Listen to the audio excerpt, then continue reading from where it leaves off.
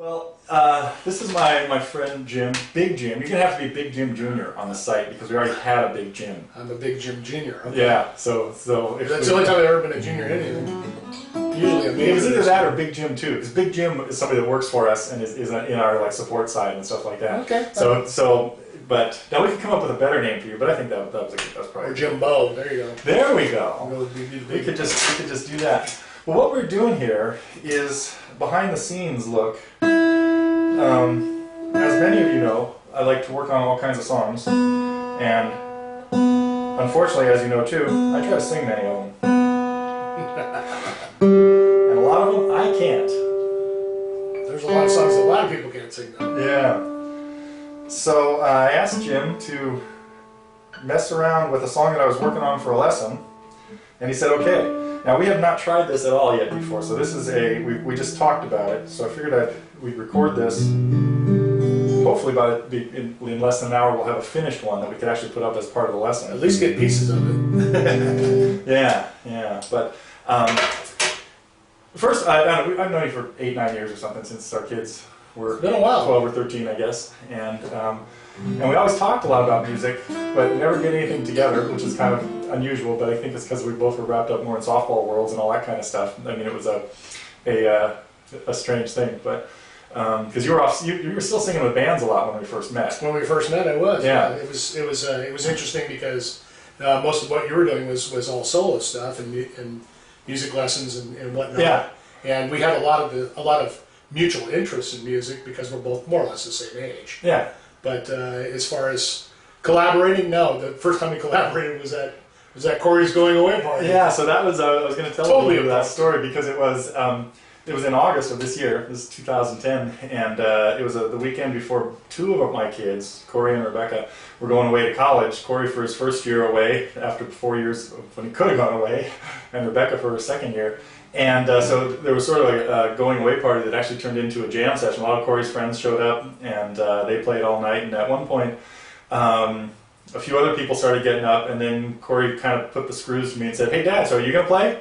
And it had not even occurred to me that I should be playing probably. An electric guitar. Yeah, and because I generally don't just jump into jam sessions. You know, I'm a solo guitar player. And I was like, I quit playing with bands because they were so unreliable. I mean, they'd never show up. They didn't know the chords. They didn't know the songs. What was that, 50 years ago? Yeah, well, 40. And that's why I became a solo guitar player, because I couldn't rely on band members, you know? I could only kind of, you know what? I think about a John Lennon song, you know? Yoko and me, or whatever. I just believe in me. I just believe. So, So I got up there and I had no idea what I was going to do. Somebody handed me an electric guitar and I didn't even have time to grab a pick. And we do have video of this. We might have to break it out someday. Oh, no. And so I just I played the first thing that popped into my head, which was this. And I'm not sure whether you got invited up or you just decided to come up and start singing. What do you recall about that? I said, what the hell? That was very cool. Because then, and so Corey started playing along on the drums while I'm playing this little Joe Walsh riff.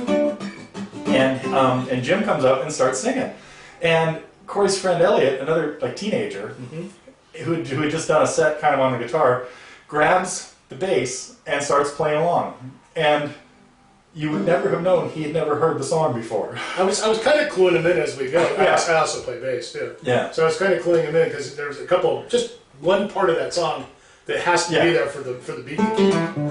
Yeah, and he picked it up within like third, fourth time through it. Yeah, he had it. Yeah, it sounded really good. So I just said, "All right, we'll go here," and he picked it right up. So we ended up going through Funk 49, and then Black Magic Woman. That's right.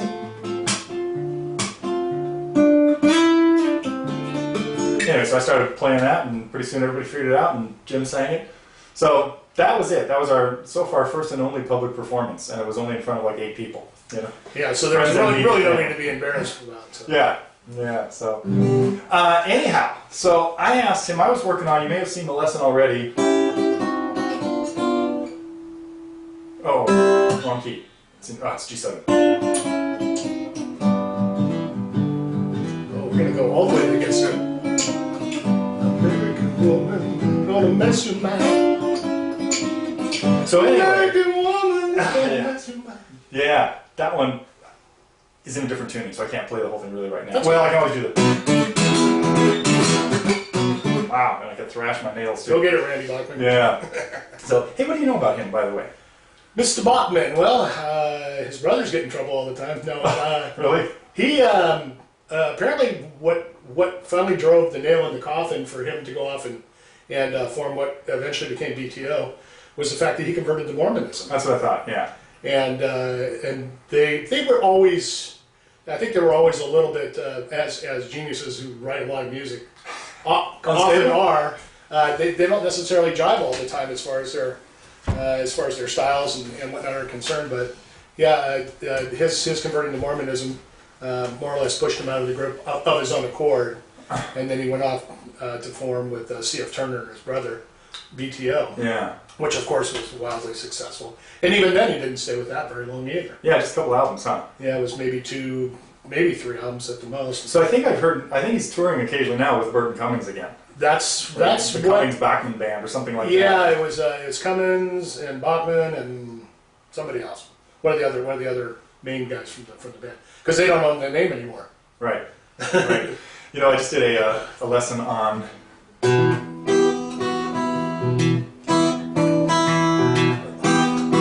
anyway. Remember me, I do. I think about it. Yeah, for names. Yeah, those were guys that not only couldn't use the name the Turtles when they left, they couldn't use their own names. They had signed a contract giving away their names to White Whale Records. Howard Kalin and Mark Coleman. And so people that would take advantage of that are pathetic. Yeah, so then that record label still could put a band together that had those 2 guys in the band, even if it wasn't those 2 guys. People had those names, right? So anyway, that's how they became Flo and Eddie when they joined Zappa's band, because they couldn't use their real names because their deal with the record company. A wealth of knowledge. Wikipedia. Every time I'm doing a lesson on a song, that's my first stop. Yeah, but see, you remember it even after you read it. Oh yeah. Well, when it comes to musical stuff, I remember most of those details.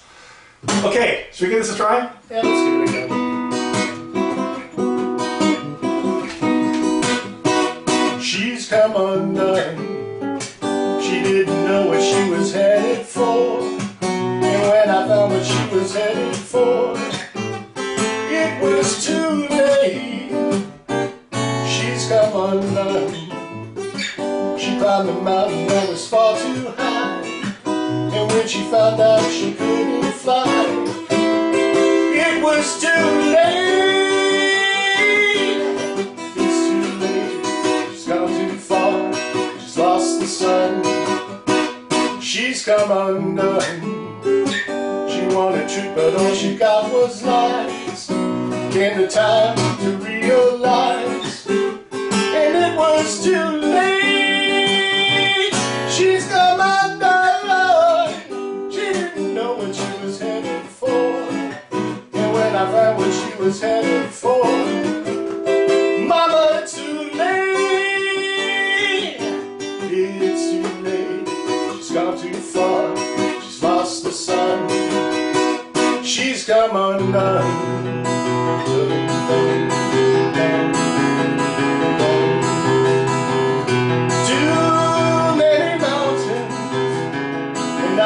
Stairs to climb, too many churches and not enough truth, too many people and not enough eyes to see, too many lives and not enough time. It's too late, she's gone too far, she's lost the sun. She's come undone. You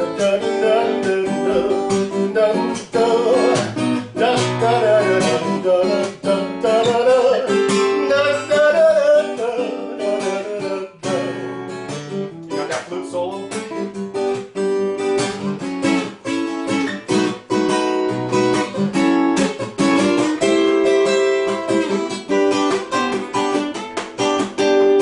It's too late.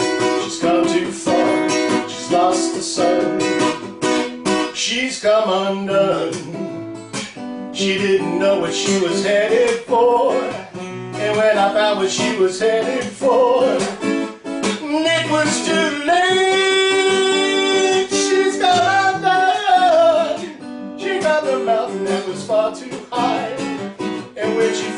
but she couldn't fly. It was too late.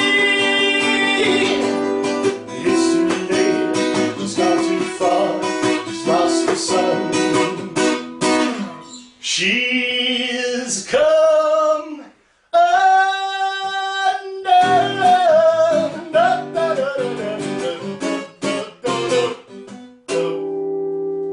Wow.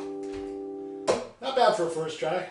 Way to go. A few clinkers. Yeah, if I remembered the chords in that one spot. Oh, that's all right. You know? I forgot it was going to be that long. I was ready to end it the first time around because I really shortened these things. I forgot about the solos and everything else. The solo is cool. You know that when you're doing a song that you haven't done before, and I've never sung the song before, you need to learn how to breathe the song. Oh yeah, where do you? Yeah. You need to learn how to breathe the song and how to push, and you know, and you don't know how much air to let go in certain spots, and you haven't still have enough to finish. But that's I can hit the notes, but sometimes they come out a little sour. You're just sitting down too. Yeah, sitting down stuff. You know what else is funny is when you listen to the song kind of casually, you don't pay attention to that stuff. You know that, oh my God, he just did 4 lines in a row on one breath. I know. And he can. Yeah. Or he could, I should say. Well, yeah, probably still can. I don't know. But, yeah. And so when you jump into it kind of casually, you think, ooh, I'm out of air, and how do I finish that one? Yeah, so I need to. So then you got to go back and either listen to what he really did, or just scope it out for yourself and figure out what you're going to do to make it fit your voice. Yeah, there's a couple spots on there that with proper breathing, I could probably hit some of the other notes that he does some bizarre notes. In this song, where he really climbs up the ladder, and with proper breathing, probably standing up, I could probably do it. Yeah. But it's not one of those songs that you can literally walk in off the street. Right. And having heard, how long ago was it now? Almost 40 years ago. Yeah. When the song was popular. Which explains why you didn't want to come over at 10:30 this morning. Yeah, 10:30. No. Yeah, maybe 20 years ago. It's early afternoon. 20 years ago and 50 pounds ago, I could probably done it at 8:30 in the morning, but no. Yeah. But 1:30 in the afternoon is not bad. I really enjoy the song. It's very light. It's very light. So there's nothing heavy to it. It's got a little bit of a dark edge to it, but. So what do you mean by that? Well, it's light in the fact that it's an up tempo song. Yeah. It's an up tempo song. Kind of happy.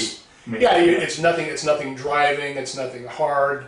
It's a very light, happy, up tempo song. Yeah. You're not going to get gravelly with it either or anything. Yeah, and you don't have to growl or scream or anything. Although some of the spots on it are. Yeah. But the other thing that's cool about it is it has a little bit of an undertone.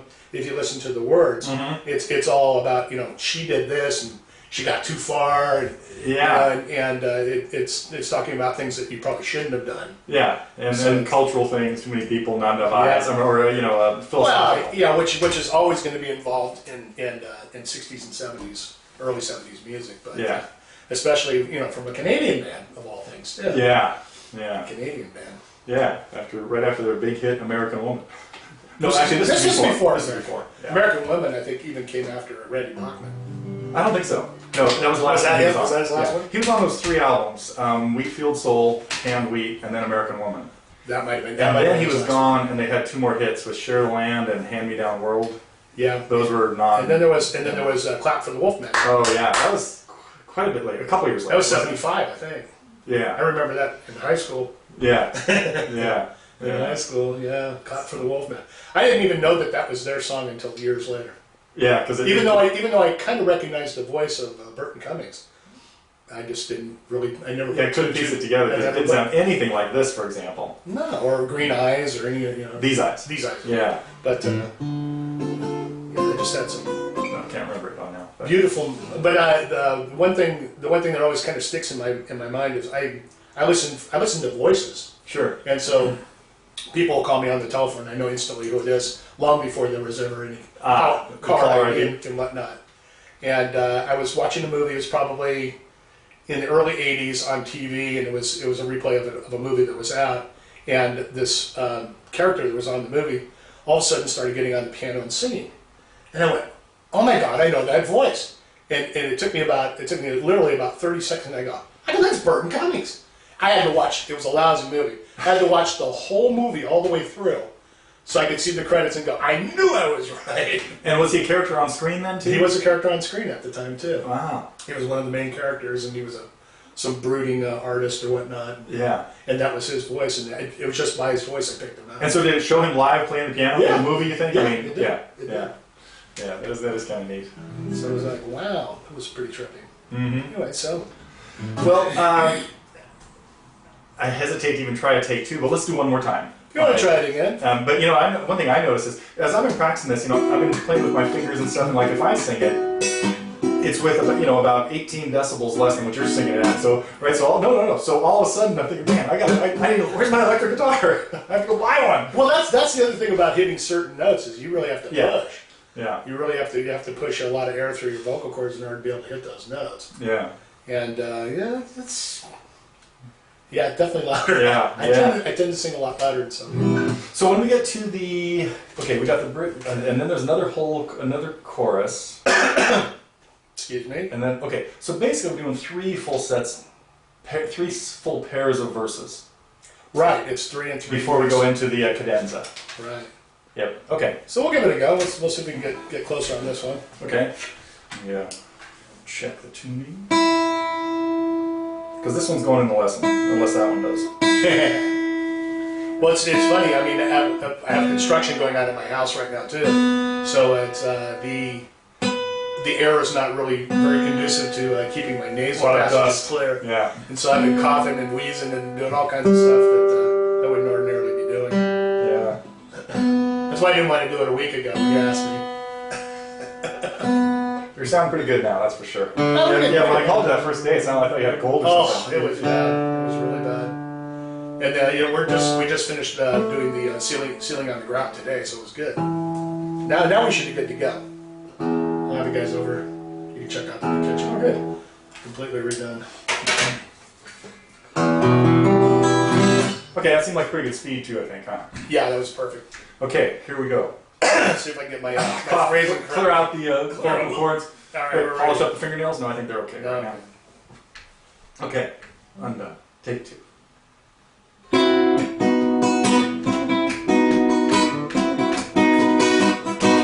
She's come undone.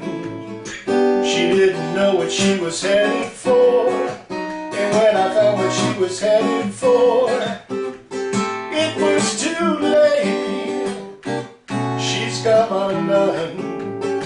She climbed a mountain that was far too high. And when she found out she couldn't fly, it was too late. It's too late. She's gone too far. She's lost the sun. She's come undone.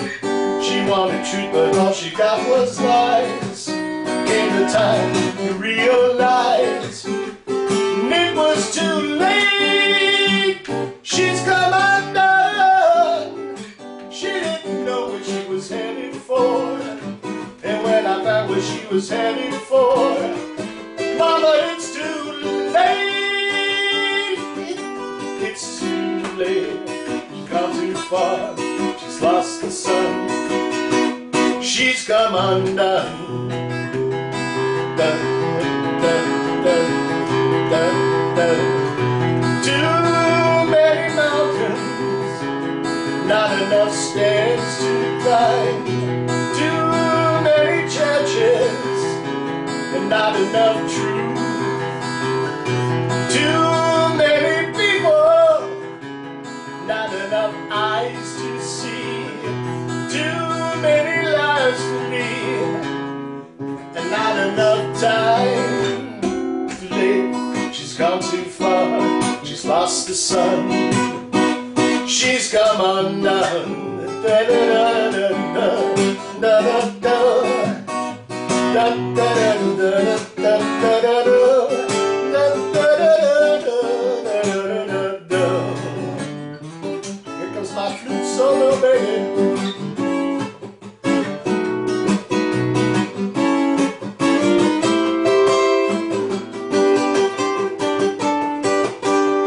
It's too late, she's gone too far, she's lost the sun.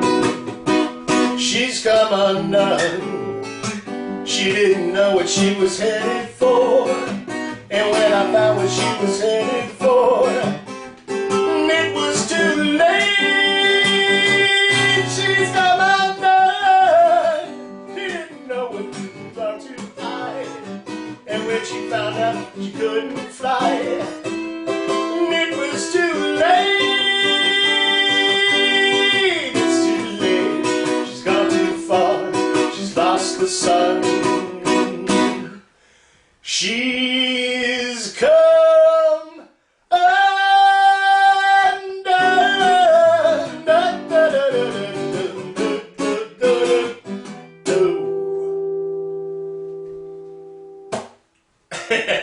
First one was better. First one was better. See? Never fails. Oh, well, you know, hey. Yeah. You know, because we started thinking about it too much. That's exactly what it was. We just kind of just got in here and did it. Yeah. You know, and that's something I find all the time. As soon as, this happens with students all the time. They walk into a lesson and I say, man, I got that down. I finally got it. You know, I've been working all week. I know it sucked last week, but now I can play it really well. And they start playing and they go, that sounded great at home. You know? I know I had it. Yeah. Yeah. So, and the reason that is, though, is because now they're kind of like striving for perfection. You know, thought, oh man, that first run through was 98% of what we're looking for. No problem. No problem. Now we're at 100. As soon as we set the goals on 100, you get 85. You know, I mean, I lost chords, I lost the timing here, which is a weird little time. It's not even a time change. It's just that it's the whole texture changes. Yeah, it's one of the that's the beauty of the song is it's got the the up tempo beat to it, and then it flips to that, and it comes back, a little bit to it. It's got some really nice little nifty chord changes in it too. Yeah, really dissonant things. I mean, even just its opening is so distinctive. It's a major chord with a flatted fifth, which doesn't happen in too many songs. It happens in Take the A Train.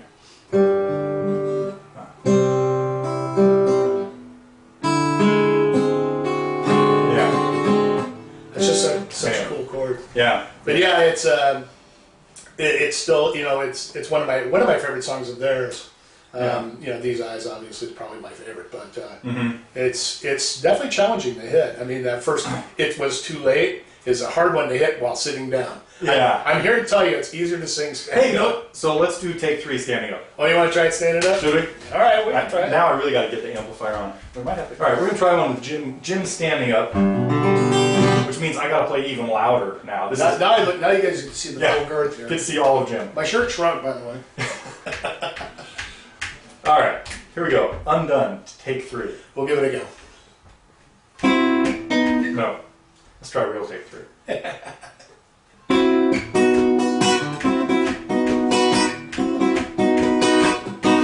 She's come undone. She didn't know what she was headed for. And when I found what she was headed for, it was too late. She's come undone.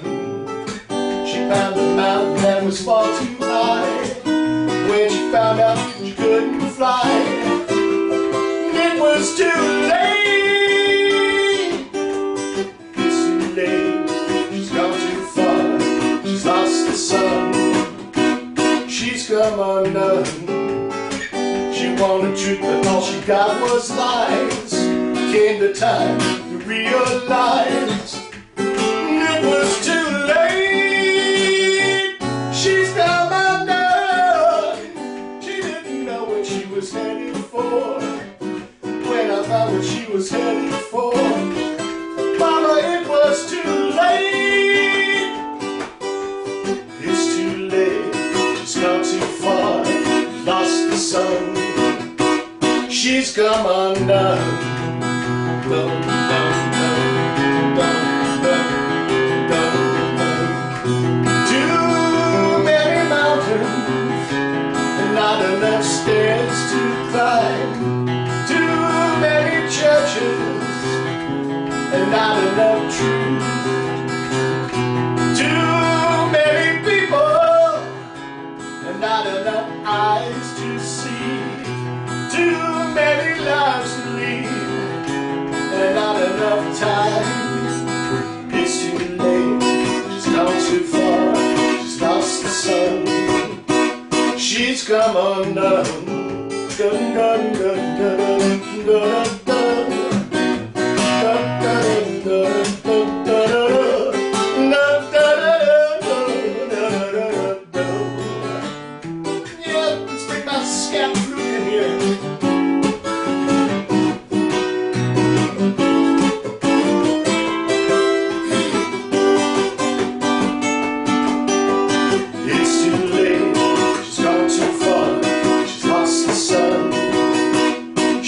come undone. She didn't know what she was headed for, and when I found what she was headed for, it was too late. Round a mountain that was far too high, and when she found out she couldn't fly, it was too late. She's come undone. Mountain that was far too high. Next one down. Found out she couldn't fly. It was too late. It's too late. She's gone too far. She's lost the sun. She's come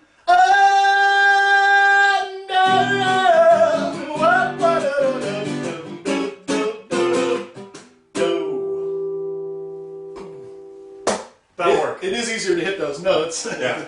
Yeah. But I messed up the All word. right. So we slightly rearranged it. Well, No problem. because what I did is I went Lady A there instead of there. Yeah, but there was still one more verse to go. I even had it there, so I To remember. Oh, But I that's wasn't really reading it. Yeah, no, that's okay. That's perfect though, because so one of those will work, you know. So see, I can hit those notes, Yeah. but I got to stand up to do it. Yeah, yep. No, we'll probably put that one in there. So, Yeah. but this whole other thing will make a great behind the You can scenes. edit it through too. Maybe. They really like seeing the behind the scenes stuff. Oh, that's the fun part. So, Yeah, that's cool. yeah. Well, thanks for doing that. Any other songs you want to sing while you're here? Well, no, we'll save it for another time. Okay. But that was certainly great. I enjoyed coming over and listening to you play guitar. Mostly, I mean, Oh, thanks. I enjoy listening to you play guitar. Yeah. I've seen you play guitar more than you've seen me sing. So Yeah. it's probably more fun for you. Yeah. I don't know about that. Well, yeah, but it's, you know, a lot of times it's that background music. Of course, it was when we did the Pink Floyd. You got me playing some Pink Floyd stuff once at the Crab Feed. That's right. Before thing, and that's when it got a lot more fun because now I can. Then I started playing Neil Young stuff and all these other kinds of things that I normally wouldn't do as background music. Well, now I do it all the time, but you know that was the first time that I sort of launched into improvising rock and roll songs in front of a crowd. People enjoy listening to music that they're familiar with, and even if it isn't the very same song, if you play the same chords, Yeah. it's familiar. So that's what they enjoy listening. Yeah, and you only have to get a little bit of the melody out of a song. You don't have to make it. You don't have to make it this really elaborate note for note transcription. No, but it sounds great, and if people, that's the one thing I learned playing in bands all those years. Is it didn't really matter. I always used to say, the drunker you get, the better we sound, but it didn't always work the other way. But people, we'd sit there and we'd say we bombed in a night, and we had, I had this mistake and I had that mistake. And you talk to anybody in the crowd and they say, you guys were fantastic. It's like, Yeah. it's a perception thing. You know, I had a student one time who come to one of my Montalvo shows, and after the show, he same thing. He was just raving about it and stuff like that, and all that kind of stuff. And he said, how'd you feel about it? I said, well, you know, I usually figure if I make 20 to 30 mistakes, it's a good night. You know, if any more than that is over. And he said, I didn't hear any. I said, well, you know what? I'll let you take the tape home, and you go home and listen to it differently, and see what happens.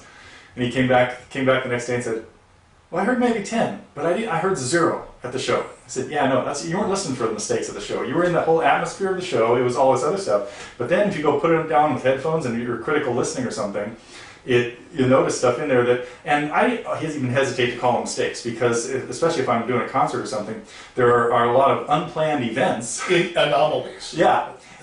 But the music goes on, and the music still keeps telling a story, maybe not quite the story I meant to tell, but it doesn't matter. It's still, it has its own life, especially the fact that it's a fleeting thing. You know, it's not, now when you go back and analyze it under a microscope, Keith Jarrett, great example, you know, improvised all these piano concerts from the early 70s, where he would just sit down having no idea what he's going to play, and for the next 90 minutes, he just made up stuff. And some of those are considered classics now, from not only from an improvisational point of view, even from a compositional point of view, right? And so some people needed to write these things down, and they wanted music to these shows that Keith just completely improvised, right? And Keith later on listened to him and said things like, well, you can't really write this down because there are all kinds of times where the timing is not right, or the notes you can't put down the way it went because it didn't go, you know, there were non-musical events, but they're all part of the music. The show is phenomenal, but as soon as you try to put it down in music and analyze it, you just, you know, you lost the whole spirit Okay. Which leads to 2 points. And you always wonder why people take so many cuts when they're recording. You'll sit there and you'll have 90 cuts of the same damn thing over and over, and most people would sit there and go, well, "That's good enough." It's exactly what they wanted to portray at the time. Yeah. But you turn it around and you go to a live show, and every time you hear that particular band play, certain people not, but every time you hear that particular band play, something is different in it. Mm-hmm. And you can sit there and you could say, well, that's what makes that song unique. Many times you'll go and you'll watch an artist who's performed over the years, Elton John or anybody else. They get bored, sure, playing the same songs, the same arrangements each and every night. Be in their own cover band. So it's not on their agenda. So they create all these different scenarios that happen in the song, and the song takes on a whole new life of its own, and it can do it repeatedly. I mean, if you've seen somebody for 30 years, something that somebody wrote and recorded back in the 1970s is a completely different song now that they perform live. Yeah. And that in itself is what's beautiful about live music. That's why anybody who can perform live, whether it be an instrument or dancing or anything else like that of talent, it's always a good opportunity to go and watch them play live. Yeah. Because you're part of the experience. It's because you were there and because they were there all at the same time. That's what added to the experience. Yeah. As you know, one of my favorite songwriters is Al Stewart, and he gets away. He pulls that stuff all the time. Huge hit for him on the radio, Time Passages, right? Yeah. And it had this late in December, the sky turned to snow, all around the days, we're moving down slow. About 10 years ago, he changed it completely, turned it into a jig.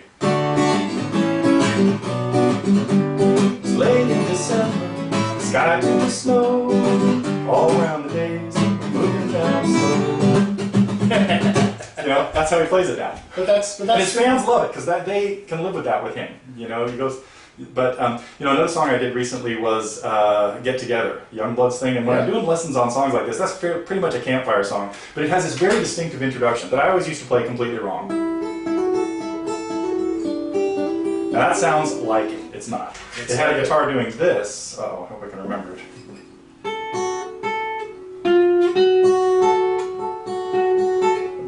Oh, now I'm lost. Anyway. Was harmony guitar? No, it was one guitar, but the guitar that did that had to be capoed at the 2nd fret because it was Hello, darkness, my friend. Yeah.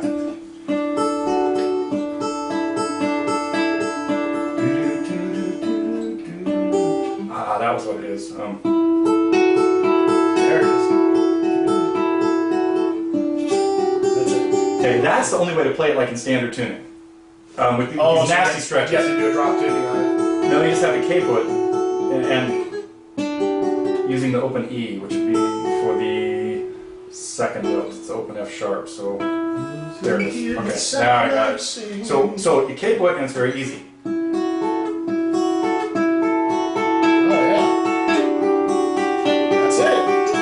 They look for the easy way to do it, right? And so, but that's not Jesse's guitar. Jesse would, because that's in order to play that, you have to capo at the 2nd fret, but then he plays it in the key of A. Love is but a song, right? Okay, so every live version I found of this, they never had that opening lick in there because they couldn't pull it off on stage. As easy as it is, they would need like more equipment and more guitars. So every live version of them ever playing that is just them strumming. In fact, you gave me a live version of that I have, and it doesn't have that on it. Yeah, so no live versions of them playing Get Together ever had the guitar lick in the beginning. And then I was looking at Turtles' versions of live versions. Not only did they always have a lick and never have anybody playing it, well, they were always just lip syncing it. So they never played this live anywhere. You find all these old TV shows, Smothers Brothers, everything else. Yeah. I've seen those before. And they were... they're dancing around. It's amazing the how big the choir is there, in those. But yeah, in Get Together, so that's another thing. It's as fun as I do these lessons because then I go really analyze these songs that I've heard for 40 years. Things you thought you knew that you never knew. Yeah, or that I didn't pay that much attention to until I tried to play them.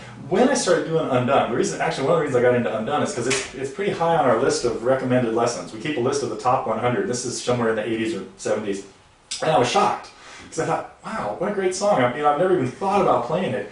And then when I went and listened to it, I realized, man, Randy Bachman plays with his fingers. He's very jazzy with it. know, it's not just this. Where's my pick? Who's still my bullet barn? Oh, That's there it over is. there. You know, but it's We're very getting easy into to the play. Bachman thing again. Don't we? Oh yeah, you know what? I keep calling him Bachman, and you keep calling him Bachman. Yeah, you know what? And when I talk about He the says band, it's Bachman. yeah, he does too. That's the damn Canadians for you. Yeah. You know. Hey. Yes. They always say the A instead of ah. You know, but it makes a great strumming song too. You know, I mean, it Well, doesn't have to play with your fingers. well, a couple of their other hits were very jazzy too. Yeah. A couple of their, or at least off their greatest. And even American Woman, he did finger picking. Yeah. And some of them had piano. Like These Eyes was a piano one, I think. Bum, bum, doo, doo, doo.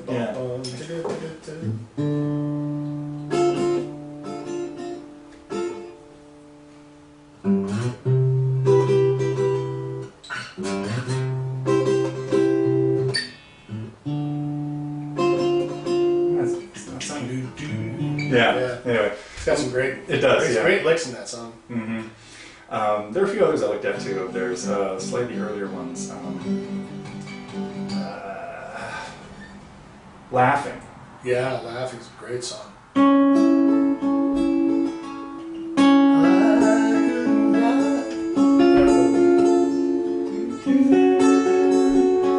You took me by surprise.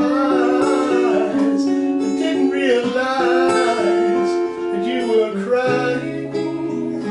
Uh-oh. Yeah. There's a That's it. Yeah. So, yeah, definitely some cool. And then with the either Partridge Family or Cow Souls, you put the head on me. Oh yeah. It sounded like the Partridge Family or the Cow Souls. Yeah. Yeah. I was just laughing at that. I go, Yeah. How does that fit You there? can listen to the those harmonies are weird. yeah, to the American TV bands or something. Yeah. So. Very cool. Well, we'll have to pick up a couple more songs and come back out and do a couple more plugs on it. But that was fun. Yeah. Yeah. That was fun. Perfect? No. Fun? Yes. Yeah. Yeah. No, way perfect enough for what I try to get across on the site. Well, good. So, Yeah. Which is never worry about being perfect. Nah. So. Everybody, if you sit around a campfire and scream it, you'd be hitting sour notes all over the place. So. Yeah. Yeah. And it's just one of those songs where he can definitely go off on it. Yeah. He could definitely go off. I wonder if he could still sing some of the notes that he did. But Yeah. I don't know. So. interesting.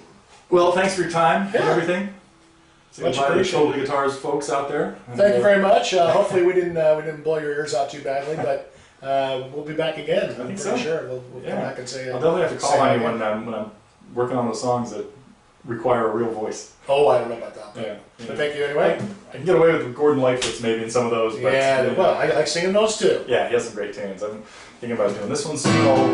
This will only be like a 5-minute lesson because there is the whole song. Matter of fact, it doesn't need to be now. You just saw it. That's it. Oh, you just That's gave me all a that free happens. lesson right there. Yeah, we might do this one though.